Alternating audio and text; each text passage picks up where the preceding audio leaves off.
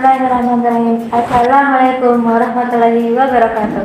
Alhamdulillahirrahmanirrahim. Pertama-tama, marilah kita panjatkan puji-puji syukur kita atas kehadirat Allah SWT yang Maha Pengasih lagi Maha Penyayang, yang memberikan kita semua nikmat di dunia ini, yang telah mempertemukan kita dalam sesi kultum kali ini dengan keadaan sehat walafiat.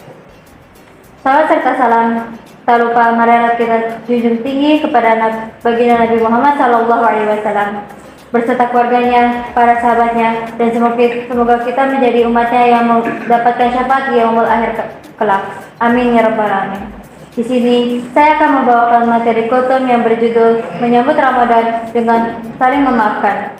Rumah tangga Rasulullah SAW pernah diterpa badai masalah yang sangat berat. Ibunda Aisyah radhiyallahu anha dituduh selingkuh. Ketika itu orang-orang munafik menyebarkan berita bohong secara masif, sehingga banyak orang yang ikut-ikutan menyiarkan berita hoaks di tengah masyarakat Madinah. Salah satunya adalah Mistah bin Utsasah. Padahal Mistah adalah kerabat dekat yang sering dibantu oleh Abu Bakar As-Siddiq. Tak lama kemudian, wahyu turun membebaskan Aisyah dari tuduhan itu, dan Abu Bakar merasa sangat bahagia karena putrinya dibantu langsung oleh Allah SWT. Tapi Abu Bakar masih merasa kecewa terhadap Mistah lantaran keterlibatannya dalam menyebarkan berita dusta. Gara-gara itu, Abu Bakar yang berniat untuk memberhentikan bantuan kepada Mistah. Maka Allah memberi teguran dengan halus kepada Abu Bakar. Dan janganlah orang-orang yang mempunyai kelebihan dan kelapangan di antara kamu bersumpah bahwa mereka tidak akan memberi bantuan kepada kerabatnya, orang-orang miskin dan orang-orang yang berhijrah di jalan Allah. Dan hendaklah mereka memaafkan dan berlapang dada. Apakah kamu tidak suka bahwa Allah mengampuninya? Dan Allah Maha Pengampun, Maha Penyayang. Surat An-Nur ayat 22.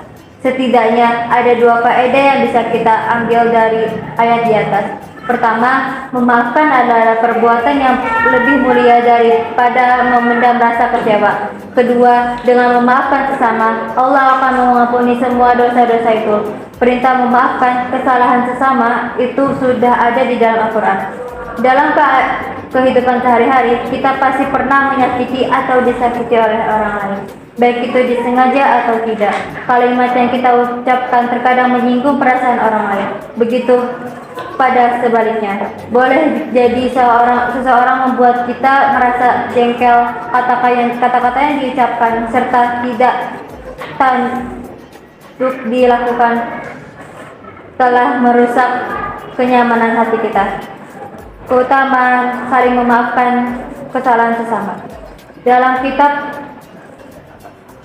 Syekh Muhammad Al-Misri berkata bahwa saling memaafkan adalah pintu terbesar menuju terciptanya rasa saling mencintai antar sesama manusia.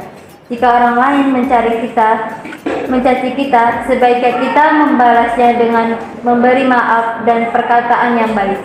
Allah SWT berfirman, dan balasan suatu kejahatan adalah kejahatan yang setimpal. Ketika barang siapa memaafkan dan berbuat baik kepada orang yang berbuat jahat, maka pahalanya dari Allah. Sungguh dia tidak menyukai orang-orang zalim.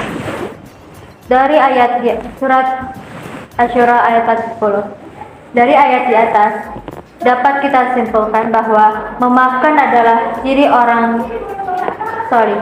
Demikianlah Al-Quran memberi petunjuk meski seseorang telah sengaja menghakimi kita, menyakiti kita baik dengan perkataan atau perbuatan, tetap harus dibalas dengan kebaikan.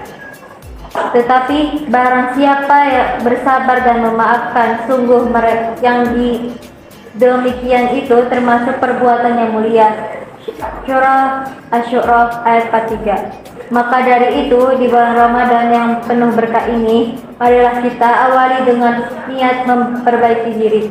Dimulai dengan bertaubat kepada Allah dan saling memaafkan kesalahan sesama. Karena salah satu ciri orang bertakwa adalah dia yang mudah memaafkan.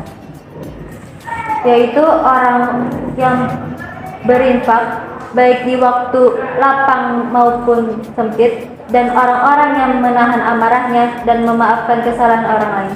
Dan Allah mencintai orang yang berbuat kebaikan. Surat Al-Imran ayat 134. Inti dari memaafkan adalah memperbaiki hubungan, dan ini menjadi pertanda keimanan kita. Nabi bersabda,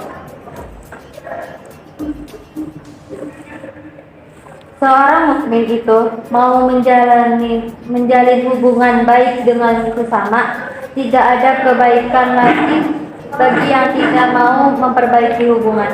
Dan sebaik-baik manusia adalah orang memaafkan bermanfaat bagi orang lain. Hadis riwayat At-Tabarani dan Muslim. Mungkin segitu aja yang bisa saya sampaikan pada pertemuan kultum ini. Cukup dari saya. Sampai jumpa di kultum episode selanjutnya. Ditunggu saja. Semoga dengan materi yang setelah saya sampaikan tadi bisa menjadi hidayah kepada teman-teman semua, bahwa memaafkan itu adalah perilaku yang sangat dicintai oleh Allah SWT dan Nabi Muhammad SAW. Wabillahi taufiq wal hidayah. Wassalamualaikum warahmatullahi wabarakatuh.